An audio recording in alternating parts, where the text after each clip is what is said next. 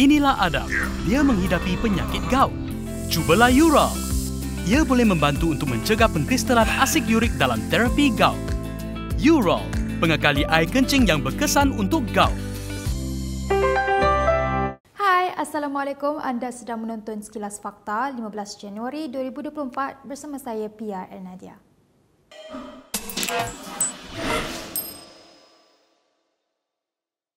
Polis Perak masih menyiasat motif di sebalik insiden serangan di kediaman Ahli Parlimen Beruas, Ngee Koham pada 10 Januari yang lalu. Ketika dihubungi Malaysia Kini hari ini, Ketua Polis Perak Muhammad Yusri Hassan Basri berkata kes tersebut masih disiasat susulan penahanan seorang lelaki pada 12 Januari lepas. Yusri berkata suspek yang ditahan di Shah Alam, Selangor itu akan direman sehingga 16 Januari untuk siasatan lanjut. Ditanya jika perintah tahanan reman terhadap suspek akan dilanjutkan, Yusri secara ringkas minta menunggu keputusan esok hari. Pada Sabtu lalu, Yusri mengesahkan lelaki yang berumur dalam lingkungan 30-an itu bukan ahli kepada mana-mana parti politik dan tidak mempunyai rekod jenayah lampau. Yusri juga mengesahkan suspek negatif dadah dan polis telah merampas 2 telefon bimbit kepunyaannya. Kes itu disiasat mengikut Seksyen 435 Kanun Keseksaan yang boleh membawa hukuman penjara 14 tahun dan denda jika sabit kesalahan. Dalam kejadian awal pagi Rabu lalu, 3 buah kenderaan milik Ngee termasuk sebuah Mercedes-Benz terbakar akibat serangan bom botol atau Molotov cocktail. Susulan kejadian itu, Ngee berkata dia memaafkan individu yang melakukan serangan itu namun menyalahkan komponen PN iaitu PAS dan Bersatu kerana mencetuskan ketegangan yang membawa kepada insiden itu. Bagaimanapun, pemimpin PAS dan Bersatu membidas Ngee atas dakwaan berkenaan. Bekas Pengerusi Gabungan Pilihan Raya Bersih dan Adil Bersih 2, Ambiga Srinivasan kecewa dengan tindakan pembaharuan yang kononnya dilakukan oleh kerajaan pimpinan Perdana Menteri Anwar Ibrahim. Menurut Ambiga, ia amat perlahan, malah dilihat hanya memfokuskan isu memerangi rasuah tetapi tiada sebarang baik pulih yang jelas. Jelasnya, walaupun percaya kerajaan harus diberi sedikit masa lagi untuk beberapa pembaharuan, namun Ambiga berkata dia tidak mendengar sebarang rancangan sebenar untuk pembaharuan bergerak ke hadapan. Ambiga yang dipetik Utusan Malaysia berkata beberapa isu lain yang juga menjadi keutamaan dan perhatian termasuk hal berkaitan dengan hak asasi seperti kebebasan bersuara. Walaupun beberapa pihak menyatakan Seksyen 233 Akta Komunikasi dan Multimedia 1998 sebagai bermasalah dan sering digunakan untuk tujuan politik, namun bagi Ambiga tiada sebarang perubahan yang dibuat mengenai perkara itu. Sebelum ini, kerajaan pada 2019 melalui Timbalan Menteri Komunikasi Tioni Cheng menjelaskan pihaknya sedang mengkaji dan memperkemaskan Seksyen 233 Akta Komunikasi dan Multimedia 1998 untuk memastikan skop dan penggunaannya tidak memberi ruang untuk disalahgunakan. Mengulas lanjut, Ambiga turut berkata antara isu lain yang turut tidak menjadi perhatian kerajaan pada hari ini ialah rombakan terhadap institusi badan SPRM seperti yang terkandung dalam Manifesto Pakatan Harapan PH sebelum ini. Mengikut Manifesto PH, semua pelantikan Pesuruhjaya SPRM, Suruhanjaya Hak Asasi Manusia SUHAKAM, Suruhanjaya Pilihan Raya SPR dan jawatan kuasa pelantikan kehakiman yang sedang dilaksanakan mengikut budi bicara Perdana Menteri perlu diluluskan Parlimen. SPR juga akan diletakkan di bawah kuasa Parlimen sementara SPRM akan dinaik taraf kepada Suruhanjaya penuh yang diiktiraf oleh Perlembagaan Persekutuan di samping perlu bertanggungjawab kepada Parlimen. Sementara itu, Menteri Komunikasi Fahmi Fadzil tidak bersetuju dengan kenyataan Ambiga kerana menurutnya kerajaan telah melancarkan beberapa dasar utama. Saya tidak setuju dengan pandangan beliau kerana pada tahun lalu walaupun berlaku pelbagai usaha dan ikhtiar untuk menumbangkan kerajaan, namun dengan kestabilan yang ada dengan lebih 2/3 sokongan ahli parlimen terhadap Perdana Menteri membuahkan hasil 5 dasar utama yang telah diumum. Pertama, ekonomi madani. Kedua, New Industrial Master Plan NIMP 2030. Ketiga, NETR, peralihan tenaga. Keempat, dasar untuk mengkaji semula gaji dan saraan bagi penjawat awam. Dan kelima, dasar gaji progresif. Bagi saya, mungkin beliau terlepas pandang 5 dasar yang cukup besar dan game changer. Tokoh seperti Datuk Ambiga tidak melihat perubahan-perubahan ini. Saya bersedia untuk bertemu dengan beliau untuk bagi penjelasan, mungkin beliau sedikit culas ya dalam penelitian, tapi terbukti 5 dasar utama, dan kita insya-Allah bermula tahun ini akan memberi fokus kepada ekonomi. Ini menjadi keutamaan. Baik, berita seterusnya. Premier Sarawak Abang Johari Openg menolak spekulasi yang mengaitkannya sebagai calon Perdana Menteri yang dikatakan menjadi kunci utama langkah Dubai untuk menumbangkan kerajaan pimpinan Anwar Ibrahim. Abang Johari berkata dia menyedari hakikat keadaan sebenar bahawa gabungan Parti Sarawak GPS hanya mempunyai 23 ahli parlimen sahaja. Akhir-akhir ini langkah Dubai. Saya pun baca, nama saya pun masuk juga. Kononnya, maybe by election, saya juga boleh, kononnya lah, boleh jadi Perdana Menteri. Tapi saya tahu sukatan baju saya. Kalau baju saya begini, beginilah. Malah Adun Gedung itu menegaskan dia tidak paloi untuk terjerumus dalam kekalutan politik di Semenanjung. Untuk rekod, paloi dalam bahasa Sarawak bermaksud bodoh. Katakanlah 23 kita ada MP. Dia nak tukarkan Anwar. Dia letakkan saya.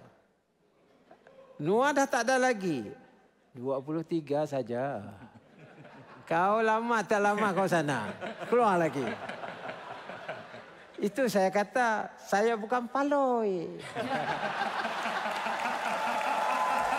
Bercakap pada sesi Town Hall sempena tahun ke-7 menjadi Premier, pengurusi GPS itu berkata dengan hanya memiliki 23 ahli parlimen, ia jelas tidak masuk akal untuk meletakkannya sebagai Perdana Menteri. Pada 1 Januari lalu, Abang Johari berkata perubahan dalam kerajaan adalah membazir masa dan menegaskan bahawa kestabilan politik kerajaan persekutuan harus diutamakan. Terdahulu dilaporkan pembangkang didakwa menawarkan jawatan Perdana Menteri kepada Parti Pesaka Bumi Putera Bersatu PBB yang merupakan komponen utama GPS sebagai sebahagian daripada langkah Dubai. Sarawak juga didakwa menjadikan autonomi yang lebih besar termasuk sehingga 20% royalti hasil minyak untuk negeri itu jika GPS menarik balik sokongan terhadap Anwar. Gerakan akan membangkitkan isu kenyataan kontroversi terbaru Dr. Mahathir Mohamad dalam mesyuarat PN yang diadakan pada minggu ini.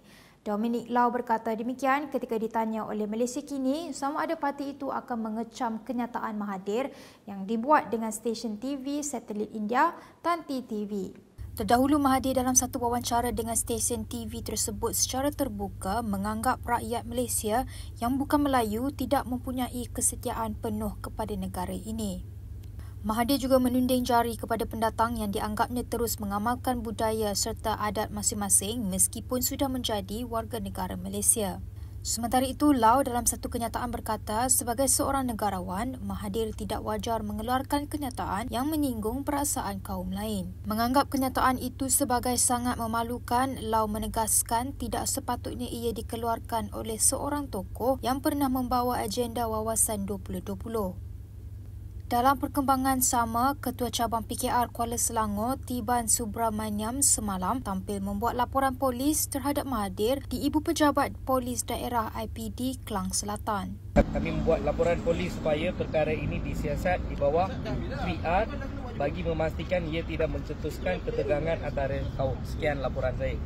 Laporan hari ini untuk memohon kepada pihak PDRM untuk menyiasat Dr. Mahathir bawa 3R dan pihak polis sebelum ini pun telah mengeluarkan kenyataan menegaskan bahawa jika ada sebarang insiden melanggar 3R ini akan disiasat dengan kadar segera. Sementara itu, PKR Cabang Kuala Langat turut membuat laporan polis di IPD Kuala Langat dan meminta polis mengambil tindakan segera terhadap Mahathir. Sementara itu, pemimpin PKR terus menyelar kenyataan Mahathir yang menganggap warga negara bukan Melayu, khususnya India dan China, di negara ini tidak setia sepenuhnya kepada Malaysia. Ahli Majlis Pimpinan Pusat PKR, R. Yunes Warren berkata, kenyataan Mahathir adalah biadab dan prejudis kerana mengundang kemarahan seluruh rakyat Malaysia. Dalam satu kenyataan, Yunes Warren berkata kaum bukan Melayu termasuk masyarakat India selama ini banyak berbakti dan berkorban untuk kemakmuran, pembangunan serta kemajuan Malaysia. Justru itu, Eunice Warren melahirkan rasa terkilan, sedih dan marah terhadap kenyataan yang keluar dari mulut seorang negarawan. Eunice Warren turut menasihatkan Mahathir supaya menjadi seorang yang waras dalam berbicara soal perpaduan, apatah lagi yang melibatkan sensitiviti masyarakat India dan China. Sementara itu, seorang bekas menteri yang pernah berkhidmat di bawah pentadbiran Mahathir menyatakan bahawa serangan berbaur perkauman terbaru bekas ahli Parlimen Langkawi itu terhadap kaum India adalah disengajakan dan bertujuan untuk mendapatkan sokongan politik.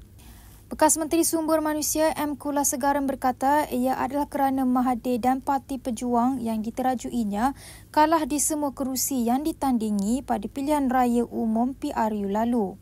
Dalam pada itu, Timbalan Presiden Parti Rakyat India Malaysia MIPP S. Subramaniam menggesa bekas Mahathir disiasat di bawah Akta Hasutan dan kenyataan berunsur 3R iaitu menyentuh institusi raja, agama dan kaum. Subramaniam berkata tindakan Mahathir itu membelakangi perlembagaan persekutuan yang dipersetujui sewaktu kemerdekaan negara dan sengaja mengapikan sentimen perkauman. MIPP merupakan sebuah parti mesra PN dan bulan lalu Presidennya P. Punitan mengumumkan parti itu akan memohon untuk menyertai gabungan berkenaan. Dalam perkembangan lain, proses merakam keterangan bekas Menteri Kewangan Daim Zainuddin yang sepatutnya dijadual berlangsung hari ini ditangguhkan. Memetik portal FMT yang memetik sumber berkata, Daim dimaklumkan telah dimasukkan ke hospital sejak minggu lalu. Bagaimanapun, atas alasan dan sebab apa Daim dimasukkan ke hospital tidak dimaklumkan. Sumber itu menjelaskan SPRM sepatutnya merakam keterangan Daim berhubung siasatan rasuah dan pengubahan wang haram. Jelas sumber itu lagi, proses merakam keterangan Daim akan dijadual semula. Sebelum ini, isteri Daim iaitu Naimah Khalid dan dua anak lelakinya telah hadir ke SPRM untuk diambil keterangan berhubung aset yang dikaitkan dengan mereka. Daim sebelum itu mendakwa Perdana Menteri Anwar Ibrahim dan SPRM melakukan penganiayaan politik terhadapnya. Bagaimanapun, SPRM menafikan bahawa agensi itu menjadikan Daim sebagai sasaran politik dan menjelaskan siasatan terhadap Daim adalah berdasarkan peruntukan undang-undang dan telah dimulakan sejak Februari lalu berdasarkan maklumat dari Kertas Pandora. Daim dan keluarganya kemudian memfailkan permohonan di mahkamah untuk semakan kehakiman mencabar siasatan tersebut kerana mendakwa siasatan dibuat tidak mengikut perlembagaan. Dalam pada itu, Timbalan Pengerusi Gerakan Menuntut Malaysia Bersih GMMB, Syarul Emarena atau dikenali sebagai Ratu Naga menggesa SPRM menyiasat Perdana Menteri Anwar Ibrahim dalam skandal pembelian saham UEM Renong pada tahun 1997 semasa menjadi Timbalan Perdana Menteri. Syarul Emar turut mempersoalkan Suruhanjaya Security yang didakwa tidak mengambil tindakan terhadap pihak yang terlibat dalam transaksi pembelian saham antara Ogos hingga November 1997 tersebut. Kami selaku Gerakan Menuntut Malaysia Bersih GMMB memohon agar pihak SPRM berlaku adil, bebas dan tidak selektif terhadap semua pihak yang terlibat di dalam mana-mana salah laku tanpa melihat pada jawatan dan pangkat. Oleh yang demikian, kami akan membuat aduan supaya pihak SPRM turut membuka kertas siasatan terhadap Datuk Seri Anwar Ibrahim dalam peranan beliau sebagai Menteri Kewangan pada sekitar tahun 1997 ketika skandal pembelian saham UEM Renong berlaku. Ini adalah persoalan yang timbul termasuk nombor 1. Kenapa pihak Suruhanjaya Security SC tidak mengambil apa-apa tindakan terhadap individu-individu yang terlibat dalam transaksi pembelian saham antara bulan Ogos hingga November 1997 sedangkan jelas tiada deklarasi atau notifikasi seperti yang dikendaki di bawah Seksyen 69E Akta Syarikat. Kedua, Suruhanjaya Security adalah di bawah kawalan Kementerian Kewangan dan Menteri Kewangan pada ketika isu ini adalah Datuk Seri Anwar Ibrahim. Dilampirkan bersama ini dua keratan akhbar bertarikh 24 November 1997. Ini berkenaan dengan pada tahun 1997 UEM diarahkan untuk mengambil alih berapa peratus, tak salah saya dalam 30% lebih saham Renong dan ketika itu tiada deklarasi yang berlaku semasa transaksi pembelian atau apa-apa yang berlaku sebarang pembelian ketika itu. So jadi sebenarnya isu renung ni skandal dia banyak. Tapi pokok isu dia adalah berlaku pada tahun 1997. 2021 tu ada, tapi 1997 punca renung ni mula collapse. Disebabkan pembelian ambil alih daripada UUM, ambil alih ke renung. So jadi benda ni tak ada langsung siasatan berlaku ketika itu. Yang ada cuma kita boleh baca pada baru-baru ni 2023 punya keratan, di mana Tan Sri Datuk Halim Saad ada keluar kenyataan yang dia menyaman Tun. Dan ketika itu pula ada satu lagi kenyataan Halim Saad. Anwar requested me to buy renung share to show up stock market in 1997-1998. So ini adalah punca kenapa berlakunya skandal renung ni, dan benda ini perlu disiasat. So jadi bila kita lihat sendiri kes pasal renung ni timbul balik, dan saya rasa better kita cari punca kenapa skandal ni berlaku. So that's why saya minta SPRM untuk buka kertas siasatan supaya kita boleh lihat sebenarnya siapa yang bertanggungjawab berkenaan dengan isu ni. Baik, berikut beberapa lagi ringkasan berita untuk hari ini.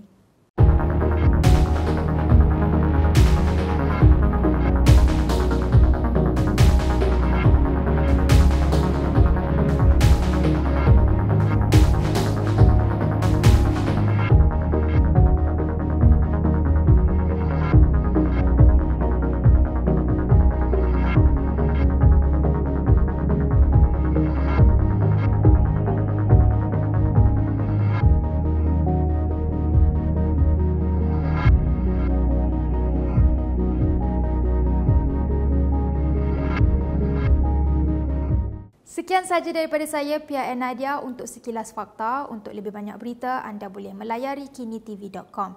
Anda juga boleh mengikuti kami di Instagram, Twitter, YouTube dan Facebook. Salam hormat dan jumpa lagi.